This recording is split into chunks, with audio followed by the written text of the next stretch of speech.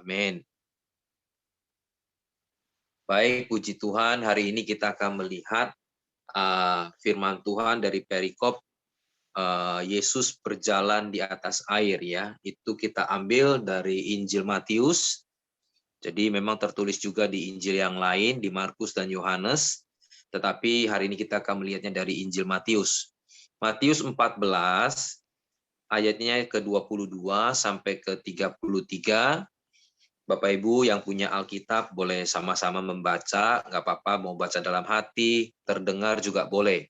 Tetapi semua kalau bisa ada Alkitab sama-sama dibaca, sehingga karena dari kata atau kalimat-kalimat di perikop ini nanti yang akan kita bahas ya. Matius 14 ayat 22 sampai 33. Sesudah itu Yesus segera memerintahkan murid-muridnya naik ke perahu dan mendahuluinya ke seberang. Sementara itu ia menyuruh orang banyak pulang. Dan setelah orang banyak itu disuruhnya pulang, Yesus naik ke atas bukit untuk berdoa seorang diri. Ketika hari sudah malam, ia sendirian di situ. Perahu murid-muridnya sudah beberapa mil jauhnya dari pantai dan diombang-ambingkan gelombang karena angin sakal. Kira-kira jam 3 malam datanglah Yesus kepada mereka berjalan di atas air. Ketika murid-muridnya melihat dia berjalan di atas air, mereka terkejut dan berseru, "Itu hantu!" Lalu berteriak-teriak karena takut. Tetapi segera Yesus berkata kepada mereka, "Tenanglah, aku ini, jangan takut." Lalu Petrus berseru dan menjawab dia, "Tuhan, apabila engkau itu, suruhlah aku datang kepadamu berjalan di atas air." Kata Yesus, "Datanglah." Maka Petrus turun dari perahu dan berjalan di atas air mendapatkan Yesus. Tetapi ketika dirasanya tiupan angin, takutlah ia dan mulai tenggelam, lalu berteriak, "Tuhan, tolonglah aku." Segera Yesus mengulurkan tangannya, memegang dia dan berkata, "Hai orang yang kurang percaya." Ya, di dalam terjemahan Inggris dikatakan little faith. "Mengapa engkau bimbang?" Lalu mereka naik ke perahu dan angin pun redalah. Dan orang-orang yang ada di perahu menyembah dia, katanya, "Sesungguhnya engkau anak Allah." Nah, Bapak Ibu Saudara, bahwa dikatakan Yesus juga berdoa ya di Injil yang lain, di mana waktu Yesus ada di perahu, Yesus juga tertidur.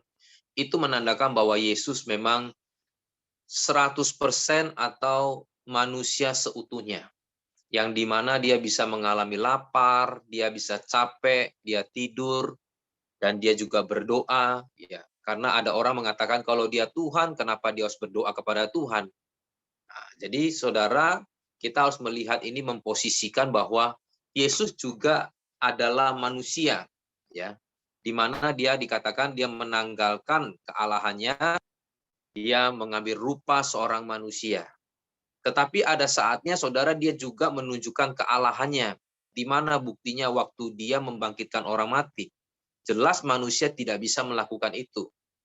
Dan mungkin kita katakan, Pak, Nabi bisa pada zaman itu. Tapi Nabi memakai nama Tuhan. Dia memanggil Elohim, dia memanggil Yahweh, dan seterusnya.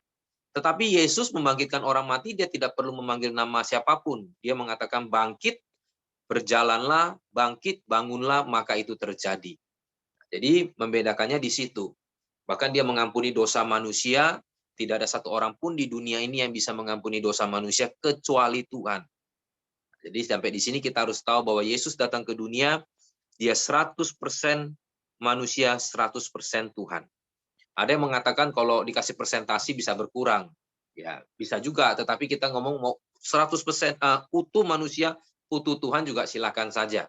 Tapi intinya, waktu dia datang ke dunia, dia mengalami penderitaan, dia juga mengalami kesakitan, waktu dia dianiaya, dia difitnah, dia merasakan penderitaan kita juga. Oleh karena itu, dia layak menjadi Tuhan dan menjadi penebus atas kita. Nah, hari ini perikopnya adalah mengatakan Yesus berjalan di atas air. Jam 3 dikatakan. Kira-kira jam 3 Yesus bertolak ke seberang menghampiri mereka. Apa makna dari jam 3 itu? Adalah ini menandakan bahwa kejadian ini benar-benar terjadi. Historikal, ya. Jadi sampai dicatat nih jamnya nih. Kalau saudara mungkin kalau lihat di news dimanapun, kalau ada kejadian yang true story, ya, itu pasti ditulis jamnya, tahunnya, ya, tempatnya, saksinya, siapa. Itu menandakan bahwa memang kejadian itu benar-benar terjadi. Nah, dari sini kita bisa belajar bahwa apa yang tertulis di dalam Alkitab itu semua historikal. Kisah-kisah yang sudah terjadi ini benar-benar ada, bukan dibuat cuma apa ya, kayak cerita dongeng, enggak. Tetapi benar-benar terjadi. Yesus membangkitkan orang mati juga benar-benar terjadi. Yesus naik ke sorga itu disaksikan ratusan orang. Itu pun benar-benar ada. Jadi ini semua benar-benar adalah benar-benar terjadi. Kita jangan ragu dengan firman Tuhan, dengan Alkitab yang kita imani bahwa ini adalah sesuatu yang benar. Karena saudara ada yang mengatakan bahwa di dalam Alkitab ini hanya berisikan firman Tuhan. Ini beda tipis nih. Kalau dikatakan berisikan firman Tuhan artinya ada yang iya, ada yang enggak. Makanya sepupu kita, saudara kita, dia mengambil sebagian itu diputar balik, ya. Contohnya misalkan dikatakan bukan Ishak yang dipersembahkan, tapi Ismail, gitu. Itu pun ribut, gitu, ya. Satu bilang Ishak, satu bilang Ismail. Nah, sebetulnya yang benarnya apa? Yang benarnya anggaplah itu mereka juga ribut. Kita nggak usah ribut. Yang benarnya dua-duanya nggak jadi dipersembahkan, benar ya?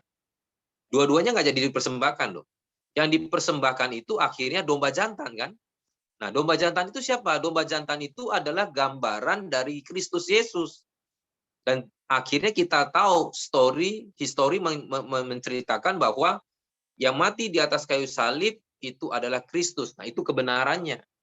Jadi kita nggak usah ribut di dalam hal yang memang bukan menjadi poinnya, ya. Nah, itulah yang membuat perdebatan gitu.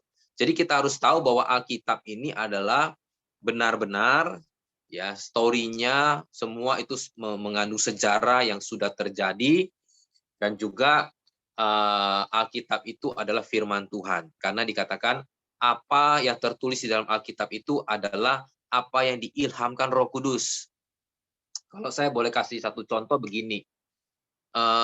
Kalau kita di Indonesia itu ada namanya peraturan PB2 Menteri. PB2 Menteri itu di dalamnya tercatat bagaimana peruntukan rumah ibadat di Indonesia. Baik itu untuk Muslim, Kristen, Buddha, dan lain-lain. Nah, itu jadi menteri sepakat lalu dibuatlah pasal-pasal dan undang-undangnya yang tentunya tidak boleh berlawanan dengan Undang-Undang 45, ya. Jadi dijaga kerukunannya, keadilannya, kesejahteraannya semuanya. Tetapi karena di lapangan itu seringkali muncul kasus-kasus, ya, sehingga ini yang mungkin tidak terbahas oleh para menteri, gitu. Sehingga itu tidak bisa dijelaskan utuh di dalam PB2 Menteri itu. Tetapi dengan berjalannya waktu, ya, lalu ada muncul kasus. Kalau misalkan kita contohnya mendirikan rumah ibadat itu kan minimal harus ada jemaatnya itu 90 orang baru bisa dikatakan gereja. Tetapi di lain sisi pemerintah juga menjamin masyarakat untuk beribadah. Tidak boleh menghalang-halangi mereka di pasal yang lain. Nah, waktu di lapangan, ya, di Indonesia khususnya, ya, mungkin di luar negeri saya nggak tahu peraturannya. Di lapangan itu jemaatnya nggak sampai 90, bahkan cuma ada yang 20. Tapi mereka ingin ibadah, gimana nih? Mau jadi gereja nggak bisa, ya. Lalu ini begini, akhirnya dibuatlah yang namanya rumah doa, tempat pembinaan iman. Nah, rumah-rumah dijadikan, tetapi ada syarat-syarat yang lain. Nah, yang saya mau katakan adalah PB2 Menteri itu tidak bisa melihat sampai urusan-urusan kasus itu. Akhirnya keluarlah buku yang namanya buku tanya jawab. Ya, buku tanya jawab artinya ada kasus di lapangan, ya. Lalu tidak boleh keluar dari acuan ini PB2 Menteri, PB2 Menteri tidak boleh keluar dari Undang-Undang 45. Tetapi ini semua satu kesatuan saling melengkapi. Nah, begitulah firman Tuhan. Ajaran Yesus, Injil itu adalah pokoknya, dasarnya. Tetapi kitab yang lain yang ditulis di surat-suratan Roma, yang ditulis oleh Paulus, Yakobus, dan lain, itu adalah kasus-kasus yang terjadi di lapangan. Disitulah mereka bergumul, mereka berdoa, sehingga di situ dia diilhami oleh Roh Kudus, tetapi tidak boleh beda dengan apa yang Yesus pernah ajarkan. Nah, jadi semua itu satu kesatuan. Jadi kita melihat bahwa Alkitab itu, bahkan Alkitab itu dikatakan Alkitab firman Tuhan. Ya, tidak perlu yang namanya minta persetujuan dari orang lain lagi. Itu memang firman Tuhan. Jadi ini penting bagi kita, sehingga karena ajaran-ajaran di luar itu banyak sekali yang sudah aneh-aneh, mengatakan bahwa ini sebagian, ini bukan firman Tuhan dan lain-lain, hanya yang tulisan merah doang, itu perkataan Yesus doang yang firman Tuhan, yang lain itu bukan. Enggak. Nah, saya tadi kasih contoh seperti itu. Karena Yesus sendiri mengatakan kalau saja ya Alkitab itu mau ditulis, semuanya kejadiannya itu mungkin tingginya sampai plafon gitu. Nggak akan selesai. Yang bacanya juga susah gitu. Dan Yesus 3,5 tahun pelayanan itu tidak mungkin bisa, artinya gini, nggak mungkin bisa sampai ke hal-hal yang sampai yang sifatnya progresif ya. Makanya dikatakan lebih baik aku pergi, aku memberikan Roh Kudus, sehingga Roh Kudus itu mengajar apa yang telah kuajarkan kepadamu. Roh Kudus yang sama ini mengajar kepada para rasul, mengajar kepada para pengajar yang lain, tetapi tidak boleh merusak atau menodai ajaran Yesus itu. Nah, ini penting. Ya, itulah yang tadi dikatakan bahwa kenapa ditulis jam 3. Semuanya historis. Tercatat, benar adanya. Nah, lalu apa pengertian yang kedua mengenai jam 3 ini? Jam 3 ini artinya tepat pada waktunya. Ya. Yang pertama itu adalah histori, yang kedua adalah tepat pada waktunya. Jadi Yesus itu datang menolong itu tidak pernah terlambat. Ya, seperti lagu tadi. Tidak pernah terlambat. Dan tidak terlalu cepat. Dia tepat, dia pas waktunya.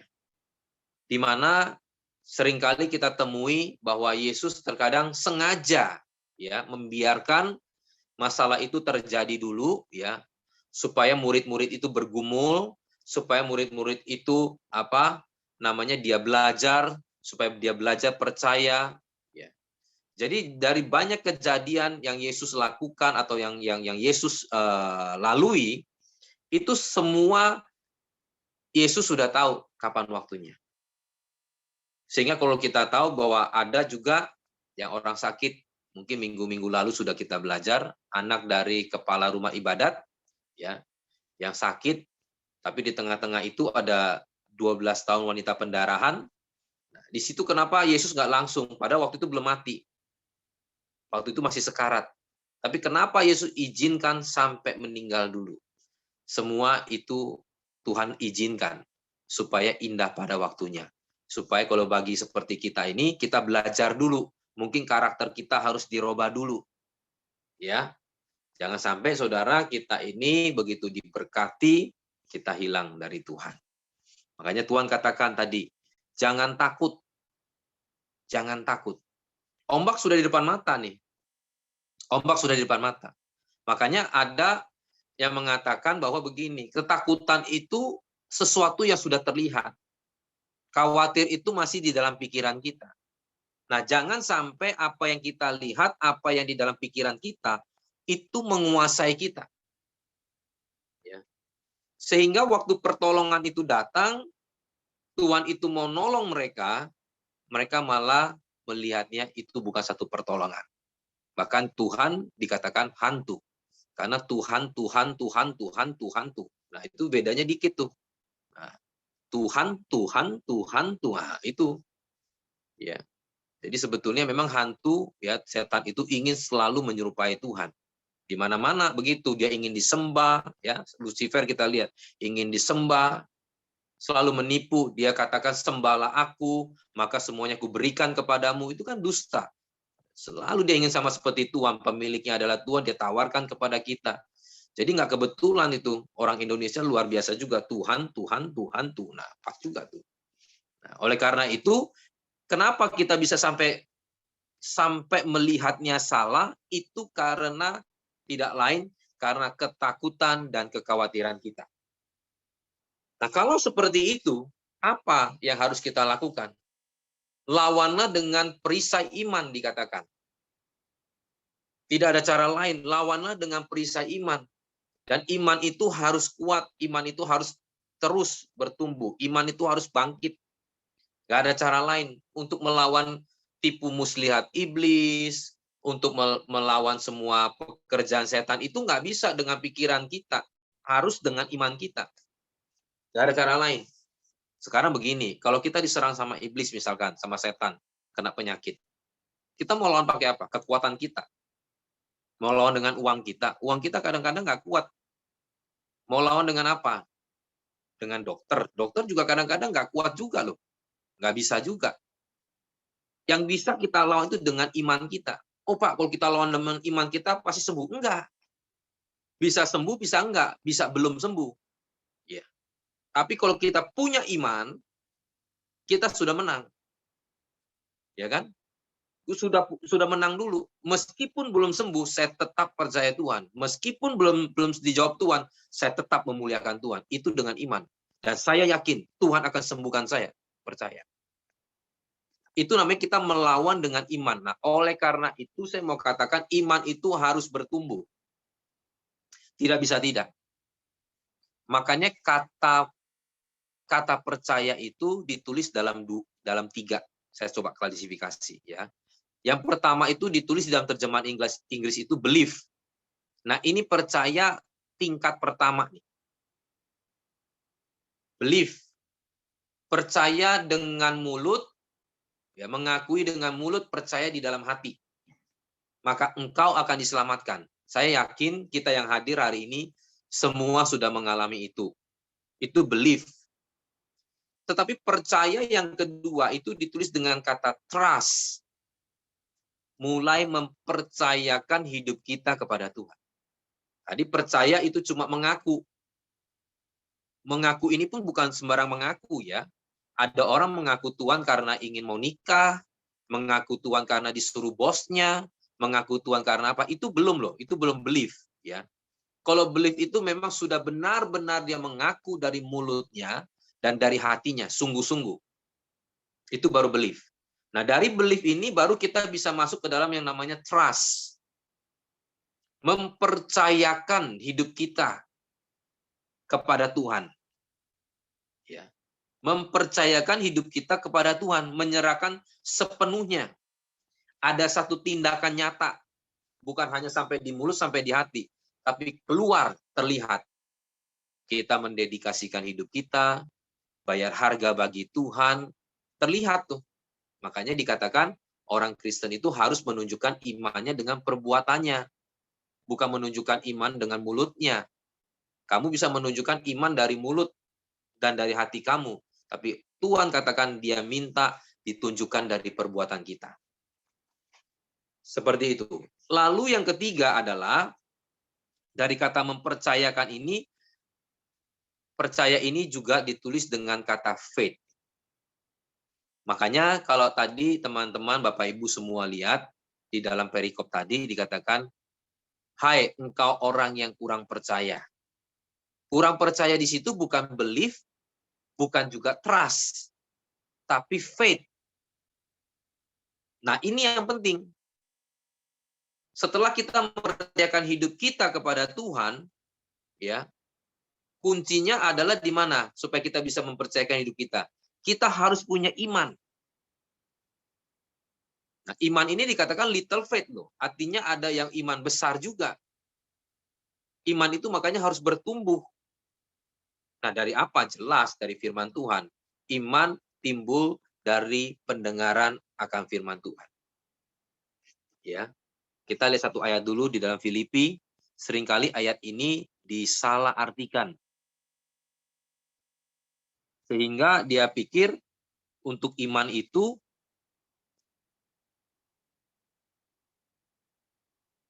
maksud saya Efesus 2 ya, mohon maaf. Efesus 2,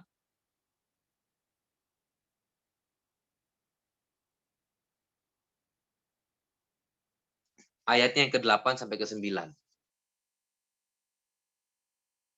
Sudah dapat ya? Kita baca, ini penting sekali karena ayat ini kadang-kadang hampir salah ditafsirkan. Karena dia pikirnya bahwa iman itu yang diberikan cuma-cuma. Padahal di firman Tuhan yang lain mengatakan bahwa iman itu bertumbuh karena mendengar firman. Coba. Sebab karena kasih karunia, kamu diselamatkan oleh iman. Itu bukan hasil usahamu, tetapi pemberian Allah. Itu bukan hasil pekerjaanmu. Jangan ada orang yang memegahkan diri. Yang mendapat kasih karunia itu, yang dikatakan bukan hasil usahamu, itu bukan hasil pekerjaanmu, jangan ada orang yang memegahkan diri, itu maksudnya apa? Maksudnya itu apakah soal imannya atau soal selamatnya? Seringkali orang mengira bahwa itu soal imannya. Iman itu dikasih Tuhan cuma-cuma. Bukan. Yang dikasih Tuhan cuma-cuma itu adalah keselamatannya. Imannya itu adalah karena mendengar firman. Sehingga muncul iman, dia percaya kepada Tuhan, dia diselamatkan. Ya. Nah, kenapa ini menjadi penting? Karena kalau kita salah melihat, kita akhirnya jadi Kristen yang pasif. Udahlah, gak usah beritakan firman. Toh iman itu muncul kan karena Tuhan yang kasih. Selamat itu kan dari Tuhan. Selamat itu memang dari Tuhan. Tapi ingat, bagaimana mereka bisa mendengar dan percaya kalau tidak ada yang memberitakannya. Nanti keselamatannya baru Tuhan yang pilih. Itu semua datang dari Tuhan. Tapi untuk membangkitkan iman seseorang, membuat dia percaya, tidak ada cara lain kalau dia tidak mendengar firman itu sendiri. Nah, artinya bagi kita, ya, kita sebagai orang yang sudah percaya, iman itu dari percaya yang awal sampai kita berjalan bersama dengan Tuhan, itu perlu yang namanya pertumbuhan. Makanya di dalam Roma dikatakan, dari iman bertolak kepada iman. Dari iman yang percaya pertama ini, bertolak kepada iman yang bertumbuh. Orang benar hidup karena iman. Itu di dalam Roma 1. Jadi jelas bahwa untuk ya supaya kita tidak takut, kita tidak khawatir, ya kita harus bertumbuh, ya kita tidak ada cara lain, firman Tuhan itulah yang akan mengawal kita. Nah, saudara, kita kembali, lalu firman Tuhan mengatakan, ini aku, tenanglah. Jadi ketenangan itu hanya bisa kalau kita dekat dengan Tuhan. Melalui apa? Melalui firman-Nya tadi. Hanya dekat Allah saja aku tenang. Keselamatan itu datang kepada kita, diberikan kepada kita. Nah, hari ini, Bapak, Ibu, Saudara, kalau kita mengalami satu ketakutan, kita mengalami pergumulan, mungkin belum ada jawaban dari banyak sisi ya. Kita harus dekat kepada Tuhan. Karena dekat kepada Tuhan artinya kita dekat kepada firman-Nya. Nah, untuk apa? Untuk poin selanjutnya. Poin yang ketiga tadi, yaitu percaya bukan karena melihat atau bukti, tetapi percaya karena janji. Ya. Percaya bukan karena bukti, tapi percaya karena janji. Kalau manusia, kita bisa percaya kalau ada bukti. Ya, makanya ada slogan tuh, kami memberikan bukti, bukan janji. Nah, kebalik. Kalau Tuhan itu, kalau kita beriman, itu bukan bukti, bukan dikasih bukti baru percaya. Itu bukan iman. Itu ya konsep dunia, yaitu fakta. dikasih lihat dulu baru percaya gitu. Ya, itu bukan janji Tuhan. Tapi kalau iman itu bicara sesuatu yang belum ada, tapi kita percaya itu iman. Nah, yang menjadi pertanyaan kita, apakah yang dijanjikan itu benar-benar ada kan gitu? Kalau manusia yang berjanji, saudara bisa nggak percaya. Tapi kalau Tuhan yang berjanji, tidak mungkin tidak dilakukan. Tidak mungkin tidak ditepati. Tinggal Tuhan itu mengatur waktunya. Indah pada waktunya gitu loh. Tinggal kita juga bagaimana cara melihatnya. Dengan kacamata Tuhan, dengan cara Tuhan. Kita pasti bisa melihat bahwa ini loh janji Tuhan. Ini loh sebetulnya yang Tuhan inginkan. Ini loh kehendak Dia. Apa yang saya doakan, Tuhan jawabnya dengan begini loh. Nah, tinggal begitu, tinggal kita mensinkronkan dengan Tuhan. Tapi Dia sudah jawab gitu.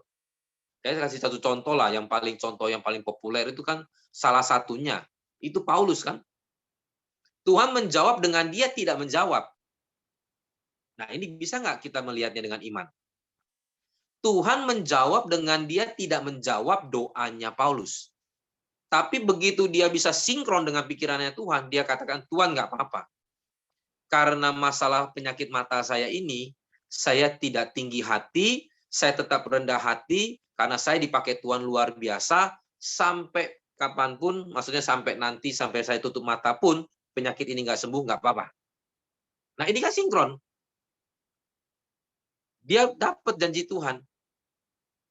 Tapi karena kita ini kadang-kadang cara melihatnya salah, pikiran kita yang nggak sinkron dengan Tuhan, kita selalu melihatnya Tuhan nggak jawab, Tuhan nggak jawab, Tuhan nggak jawab. Enggak.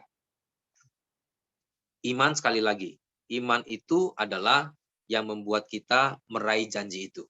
Nah, sekarang bagaimana kita mengerti cara atau kehendak Tuhan itu? Ya, percaya karena janji bukan bukti. Karena apa? Karena Petrus ngomong begini waktu di tengah-tengah badai itu ya, angin sakal. Angin sakal itu artinya angin yang datang tiba-tiba. Ya tidak diperhitungkan, itu angin sakal namanya. Kadang-kadang di dalam hidup kita kan masalahnya begitu. Nggak ada angin, nggak ada apa, tiba-tiba muncul masalah. Sakit juga sama, nggak ada gejala nih, tiba-tiba sakit itu muncul gitu. Nah, itu seperti angin sakal. Ya. Lalu Petrus ngomong begini, dia minta bukti kepada Tuhan. Jikalau apabila engkau Tuhan, suruh aku berjalan di atas air ini. Ya. Apa yang Tuhan Yesus lakukan? Dia kabulkan apa yang dia minta. Petrus keluar dari perahumu dan berjalanlah. Akhirnya dia berjalan kan di atas air. Tuhan menunjukkan bahwa aku Tuhan. Aku bisa berbuat apa yang kamu doakan, apa yang kamu minta. Sama halnya kadang waktu kita minta kepada Tuhan, Tuhan langsung jawab sesuai dengan permintaan. Sakit, doa sembuh. Minta ini tiba-tiba Tuhan kasih. Tuhan jawab. Tetapi yang harus kita garis bawahi waktu Petrus di atas air, dia bukan lagi melihat Tuhan, tapi dia mulai melihat buktinya. Wah, gue bisa jalan di atas air nih. Oh, gue sembuh nih. Dia bukan lagi imannya kepada pemberi mukjizat, sumbernya, tapi iman dia kepada pembuktian itu. Sehingga imannya itu muncul karena mukjizat. Nah, ini yang nggak boleh. Sehingga dia jatuh, dia tenggelam. Harusnya imannya itu kepada pemberi. Untuk apa? Ini penting, yang tadi saya ngomong. Supaya kita sinkron dengan pikiran Tuhan. Petrus nggak selamanya berjalan di atas air. Ada kalanya dia nanti diperhadapkan waktu Yesus di atas kayu salib, betul? Dia ditanya, apakah kamu ini murid Kristus? Dia katakan enggak. Lalu ada kalanya waktu dia harus mengalami yang namanya dikejar-kejar oleh tentara Roma. Itu harus dialami.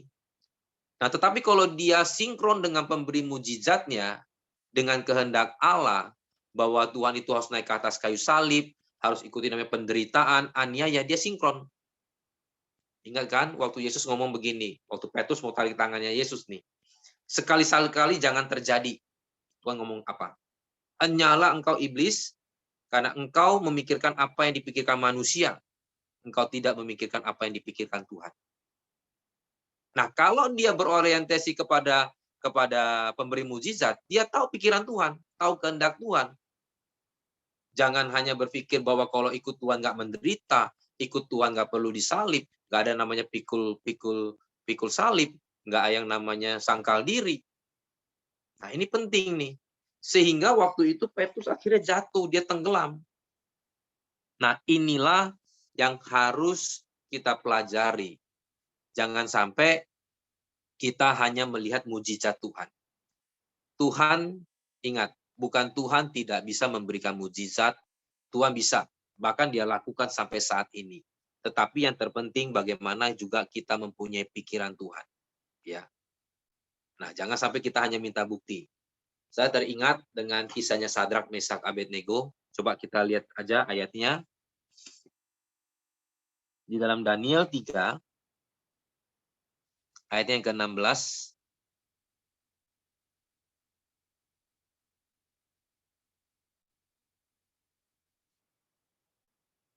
Daniel 3, ayat yang ke-16.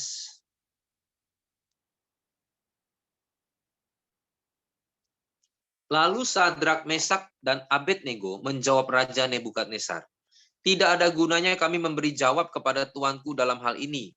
Jika Allah kami yang kami puja sanggup melepaskan kami, maka ia akan melepaskan kami. Kalau memang Tuhan bisa sembuhkan saya, pasti Tuhan sembuhkan. Dan saya yakin Tuhan bisa melakukan mujizat itu." Kira-kira begitu ya. "Maka ia akan melepaskan kami dari perapian yang menyala-nyala itu. Dan dari dalam tanganmu ya Raja.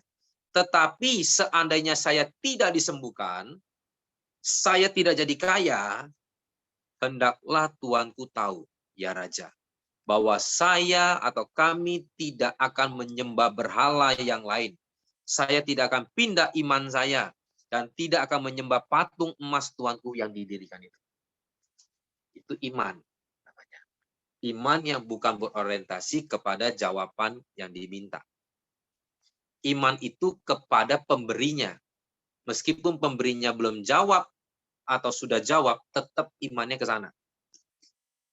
Tapi Tuhan itu tidak pernah mengingkari janjinya.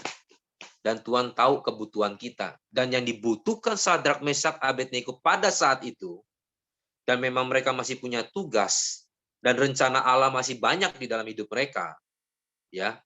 Dan apa yang harus Tuhan kerjakan lagi begitu banyak, ya, dari kisah-kisahnya seterusnya kita lihat. Akhirnya Tuhan apa? Selamatkan dia kan. Meskipun perkataannya terkesannya negatif loh. Karena kadang-kadang orang bilang perkataan harus apa? Perkataan iman. Saya sembuh, saya sakit, saya tolak miskin, saya tolak penyakit, saya tolak kanker, saya tolak. Kita harus jujur. Kita harus jujur. Apakah dengan kita tolak seperti itu, nggak ada masalah? Apakah dengan saya tolak itu akhirnya saya sembuh? Kenapa ini penting? Karena perkataannya Sadrak, Mesak, Abednego ini terkesan nggak ada iman. Tetapi saya mau katakan sebetulnya ini iman yang luar biasa. Kalaupun tidak sembuh, kelihatannya negatif kan? Saya tetap percaya kepada Tuhan. Lalu Tuhan sembuhkan nggak? Tuhan pulihkan nggak? Tuhan tetap pulihkan. Jadi jawaban Tuhan itu bukan tergantung dari perkataan kita yang positif, tetapi iman kita kepada Tuhan, ini yang penting. Kalau enggak nanti hanya sebatas sugesti yang diajarkan motivator-motivator. Iman itu bukan seperti itu. Iman itu adalah percaya kepada Tuhan sepenuhnya. Apapun yang menjadi jawaban Tuhan, kita yakin bahwa itu yang terbaik. Dan Tuhan tahu kapan waktu yang terbaik dan itu tepat pada waktunya. Kenapa? Karena ini penting. Karena saudara lihat, ada juga rasul-rasul yang sampai akhir hidupnya kepalanya dipotong. Ya kan? Ada yang digoreng, ada yang disalib terbalik, ada yang dikuliti. Kemana Tuhannya? Nah, nanti kita jadi bingung, ya kan? Sekarang ada juga hamba-hamba Tuhan yang mati waktu usia tua juga kena penyakit. Apakah dia kurang suci? Apakah dia kurang benar? Enggak. Karena ada memang cara Tuhan dan waktunya Tuhan. Dan memang penyakit itu juga salah satu cara Tuhan memanggil kita pulang, bisa juga. Nah, yang terpenting adalah dalam kondisi apapun, bagaimanapun keadaan kita harus tetap percaya kepada Tuhan dan kita tahu bahwa itulah yang terbaik bagi kita. Apa yang terjadi di dalam hidup kita, bagaimana kita mengembalikannya kepada Tuhan, yaitu memuliakan Tuhan. Dan yang pada akhirnya saudara lihat di kisahnya Petrus tadi, di ayat terakhir, lalu mereka menyembah kepada Tuhan dan memuliakan Tuhan. Ini yang penting. Sadrak, Mesak, Abednego pun terakhir ngomong apa? Si Nebukadnezar ini.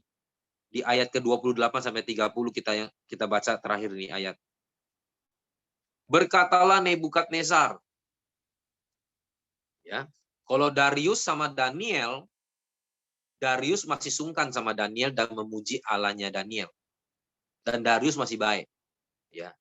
Tapi Nebukadnezar ini sudah underestimate sama Allahnya Sadrak, Mesak, Abednego. Dan memang keras sekali Nebukadnezar ini. Ya. Harus nyembah patungnya gitu. Tetapi ini bisa berbalik 180 derajat, ya. Bahkan dia ngomong begini, Nebukadnezar berkata apa? Terpujilah Allahnya Sadrak, Mesak, dan Abednego. Ia telah mengutus malaikatnya dan melepaskan hamba-hambanya yang telah menaruh percaya kepadanya dan melanggar titah raja, melanggar titahnya dia maksudnya. Dan yang menyerahkan tubuh mereka karena mereka tidak mau memuja dan menyembah Allah dan manapun kecuali Allah mereka. Sampai mau dimasukkan ke perapian pun, dia nggak mau menyangkal Allahnya. Jadi berkat. Meskipun nggak sembuh, dia tetap muji Tuhan. Meskipun dia harus hidup menderita, tapi dia tetap muji Tuhan. Orang bisa melihat, orang kalau lagi sehat, orang lagi diberkati muji Tuhan, biasa. Tapi orang lagi susah, lagi sakit, tetap bisa memuliakan Tuhan. Ini yang nggak biasa. Sebab itu aku mengeluarkan perintah bahwa setiap orang dari bangsa, suku bangsa atau bahasa manapun, ia mengucapkan penghinaan terhadap Allahnya Sadrak, Mesak, dan Abednego, akan dipenggal-penggal dan rumahnya akan dirobohkan menjadi timbunan puing, karena tidak ada Allah lain yang dapat melepaskan secara demikian. Ini kuncinya, ini poinnya dari hidup kita, memuliakan Tuhan. Ini kuncinya, bukan soal, ya maaf ya, bukan soal saya meremehkan, tapi yang receh-receh tadi. Soal mujizat-mujizat, bukan nggak perlu, kita semua juga perlu. Tapi bukan itu kuncinya. Bukan itu. Bukan soal sakit sembuh, miskin jadi kaya, nanti ini jadi begini. Enggak. Semuanya apakah kita bisa memuliakan Tuhan. Kita sehat bisa memuliakan Tuhan, luar biasa. Tapi kalau kita lagi sakit dan belum sembuh, kita tetap memuliakan Tuhan. Kita mau kaya, puji Tuhan. Kita bisa memuliakan Tuhan dengan apa yang kita punya. Tapi kalau misalkan kita belum kaya, bukan berarti kita nggak bisa memuliakan Tuhan. Kita tetap memuliakan Tuhan dari kekurangan kita. Dari kelemahan kita. Kita tetap memuliakan Tuhan. Itu baru namanya kita beriman kepada Tuhan. Mungkin itu renungan hari ini. Mari kita tunduk kepala, kita berdoa. Bapa di dalam surga, terima kasih Tuhan. Biarlah hidup kami senantiasa memuliakan Tuhan. Kami hidup bersama dengan Tuhan. Kami bukan minta pembuktian, karena mengikut Tuhan bukan bukti tapi janji. Karena janji Tuhan iya dan amin. Tinggal bagaimana kami meraihnya dengan iman kami, dengan bagaimana kami cara melihatnya dari kacamata Tuhan. Semua itu karena iman kami kepada Tuhan. Kami serahkan semuanya ke dalam tangan Tuhan. Biarlah kami yang di tempat ini terus bertumbuh di dalam iman kami, sehingga Tuhan, kepercayaan kami kepada Tuhan semakin nyata, semakin teguh. Sehingga masalah pun apa yang datang menghantam kami, angin sakal yang datangnya tiba-tiba, persoalan yang tidak pernah kami pikirkan, tiba-tiba datang, tapi tidak akan meruntuhkan iman kami. Karena iman kami kuat, kami percaya kepada Tuhan. Terima kasih Bapa, di dalam nama Tuhan Yesus, kami sudah berdoa dan mengucap syukur. Mari dekapkan kedua tangan di dada. Firman Tuhan mengatakan, jagalah hatimu dengan segala kewaspadaan, karena dari situlah terpancar kehidupan. Jadilah berkat dan terimalah berkat, rahmat, anugerah dari Allah Bapa di surga, di dalam Putra Tunggalnya Yesus Kristus, dan di dalam persekutuan dengan Roh-Nya yang kudus yang akan menyertai kita dari sekarang sampai selama-lamanya. Mari kita tutup di dalam doa Bapa kami. Bapa kami yang di surga, dikuduskanlah namamu, datanglah kerajaanmu, jadilah kehendak-Mu di bumi seperti di surga. Berikanlah kami pada hari ini makanan kami yang secukupnya, dan ampunilah kami akan kesalahan kami, seperti kami juga mengampuni orang yang bersalah kepada kami. Dan janganlah membawa kami ke dalam pencobaan, tetapi lepaskanlah kami daripada yang jahat. Karena Engkaulah yang punya kerajaan dan kuasa dan kemuliaan sampai selama-lamanya. Amin.